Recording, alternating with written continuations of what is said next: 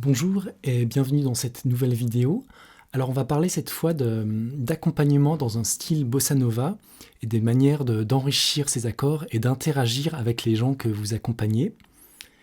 Donc on va prendre comme base les 8 premières mesures du standard The Girl from Ipanema.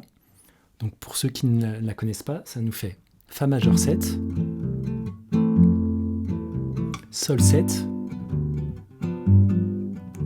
Sol mineur 7, Sol bémol 7, Fa majeur 7 et Sol bémol 7.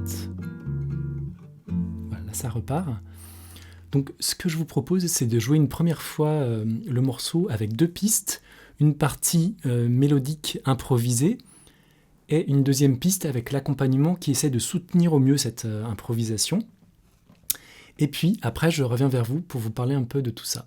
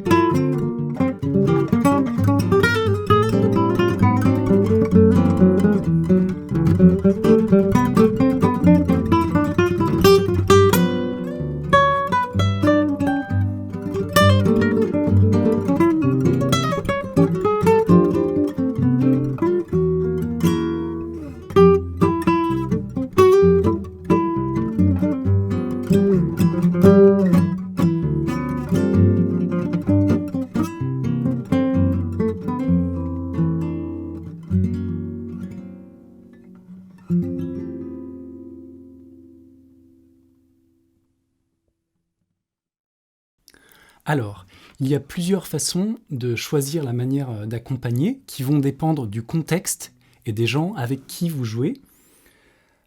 Ça peut aller de l'accompagnement vraiment statique à quelque chose d'un peu plus vivant.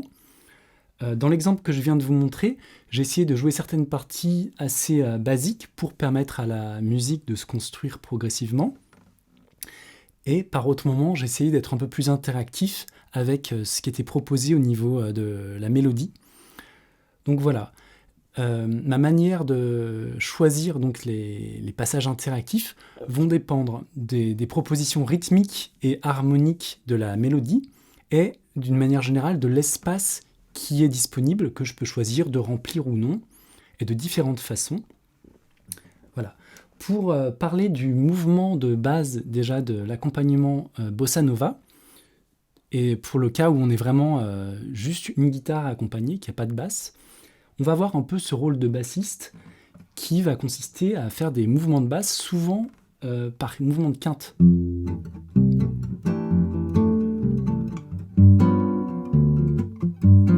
Alors dans ce mouvement, ce qui est bien important, c'est de penser les accents sur les troisièmes temps de chaque mesure.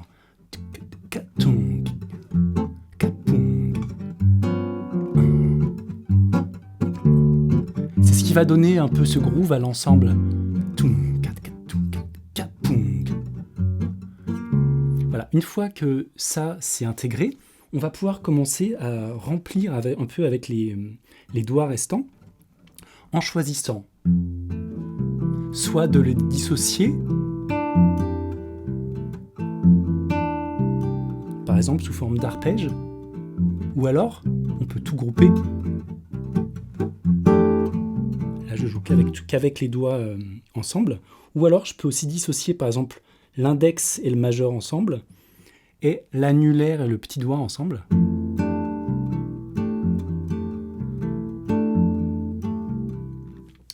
Et je peux aussi très bien jouer avec, par exemple, en alternant le pouce et l'index ici sur la corde de Ré.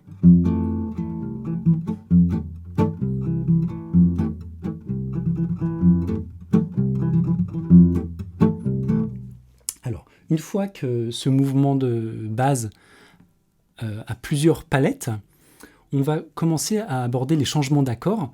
Dans les changements d'accords, on peut soit choisir de jouer sur tous les temps, l'accord. Mais évidemment, ça va sonner un peu éléphantesque. Donc on va essayer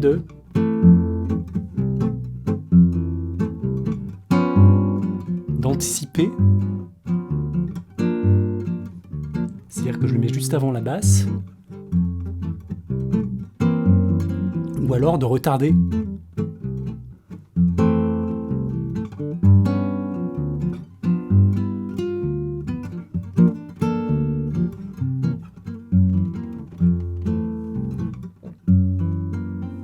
Voilà.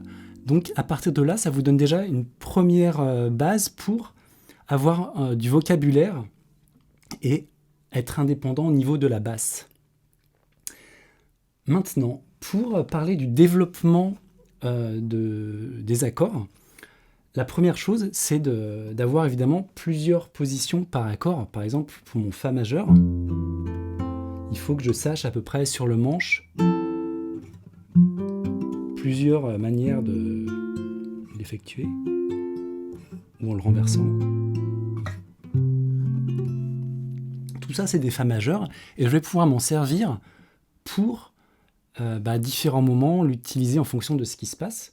Alors, maintenant, pour parler développement harmonique des accords, on peut aller travailler sur les extensions de chacun de ces accords, sachant que ces extensions, alors il y a une grosse partie assez logique qui est souvent induite de la nature même de l'accord, mais ça peut aussi être justement la mélodie que vous accompagnez qui décide d'emmener vers certaines notes, certaines ambiances. Ça, en termes de dynamique, c'est la même chose, hein. Il faut toujours être alerte à ce qui se passe. Voilà, je vais vous montrer les manières quand même assez évidentes d'étendre des accords. Par exemple, si je prends le Fa majeur 7, les notes qui viennent le plus à l'esprit, on va dire, ce serait la 13e, la 9e, la dièse 11, ce seraient celles qui viendraient de manière la plus évidente, on va dire. Alors, une fois que j'ai commencé à aller dans cette direction, je m'aperçois que ça m'ouvre un peu pas mal de perspectives, et je peux carrément me dire, ok, là je suis en Fa majeur 7 avec une couleur lydienne, vu que j'ai une dièse 11. Donc c'est un peu comme si j'étais en Do majeur avec une base de Fa en fait. Donc je peux aller chercher dans les triades de la gamme de Do majeur et garder ma base de Fa et voir ce qui se passe. Alors par exemple ça nous donnerait...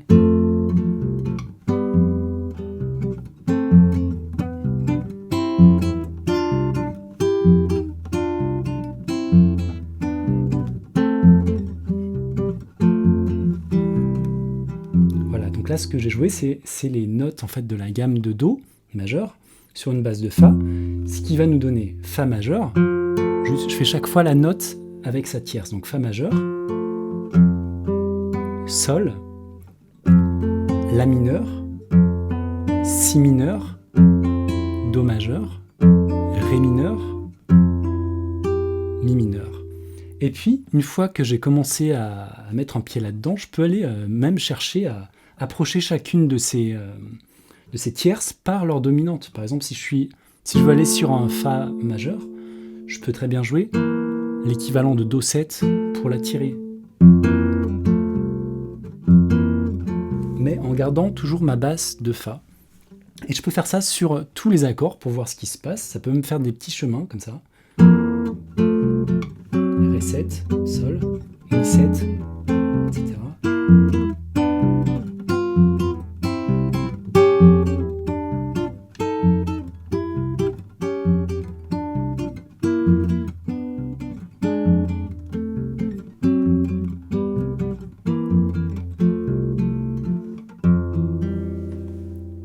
Alors là, je vois que ça m'ouvre pas mal de perspectives, sachant toujours, bien sûr, que ça, c'est des choses qu'on n'est pas forcément obligé d'utiliser, mais ça peut nous faire du vocabulaire qui, à un moment donné, par exemple un espace libre ou une suggestion de la mélodie, eh ben, on sait qu'on peut utiliser cette couleur en fait. Et on va faire le même travail sur tous les accords de la grille. Alors, pour parler de la grille justement, donc notre tonalité c'est Fa majeur. Après, j'utilise Sol 7, mais ce Sol 7, la couleur qui serait prédominante, ça pourrait être avec une dièse 11. Donc si j'utilise cette dièse 11, ça veut dire que je suis en Ré mineur mélodique. Donc les accords qui vont être à ma disposition, Sol 7, La 7, Si mineur 7 quinte bémol, Do dièse mineur 7 quinte bémol, Ré mineur 6 ou avec une majeur 7, et je continue, Mi mineur 7, Fa majeur 7 dièse 5, et je suis revenu à mon Sol. Voilà, ça peut être une des couleurs assez évidentes de ce Sol, et on peut donc le penser en Ré mineur mélodique. Je continue ma grille, j'arrive ensuite à un 2-5-1, c'est-à-dire Sol mineur 7, Do 7, Fa majeur 7. Alors, pourquoi j'ai dit Do 7 ? Parce qu'en fait, le Do 7, on s'aperçoit que même dans l'empreinte, il est très proche du Sol bémol 7. C'est-à-dire qu'en fait, le Sol bémol, c'est une substitution tritonique du Do 7. Donc, quand je vais jouer ma grille, j'aurai le choix entre soit la jouer Sol mineur 7, Sol bémol 7 et Fa majeur, ou alors, en reprenant ces 4 accords, Sol mineur 7, Do 7 et Fa majeur 7. Et pareil, celui-là, ce Sol bémol 7 qui revient ici, ça peut également être un Do 7 que je peux altérer. Alors, le thème de l'accompagnement, c'est un sujet bien vaste, peu importe le style de musique, et ne serait-ce que par rapport à ce qu'on vient d'évoquer, il y aurait encore beaucoup de choses à dire, par exemple comment substituer certains accords, créer de nouveaux chemins harmoniques, des propositions, etc. C'est quelque chose dont on parlera dans une prochaine vidéo. Ce que je tenais à rappeler, pour finir, c'est votre rôle d'accompagnateur qui est d'être au service de la musique et pas forcément de placer à tout prix ce que vous avez travaillé sur l'instrument. Peut-être que, par exemple, selon avec qui vous allez jouer, par exemple ce morceau avec quelqu'un, vous utiliserez peut-être 10% de ce travail qui aura été fait, mais ça pourra servir au mieux à la musique. Donc servir, ça veut dire être à l'écoute des gens avec qui vous jouez. Si vous jouez avec quelqu'un qui n'a pas le même vocabulaire, la même sensibilité, ni les compétences pour vous suivre sur un chemin proposé trop dangereux, cette personne pourra être déstabilisée, et donc ce que vous aurez proposé, ce sera au détriment de la musique, ce sera presque un contresens, je dirais. Ce sera contre-productif. Donc voilà, il faut savoir parfois se mettre en retrait, suivre la dynamique de l'ensemble, tout en proposant parfois des idées aussi pour pas non plus que l'ensemble reste trop statique, il manque de vie, quoi. Donc tout ça, ça induit une part de psychologie, de beaucoup de choses, et tout ça va orienter votre manière d'accompagner. Voilà, j'espère que ces conseils vous auront été utiles et vous serviront pour la suite. Je vous souhaite une bonne continuation et vous dis à une prochaine.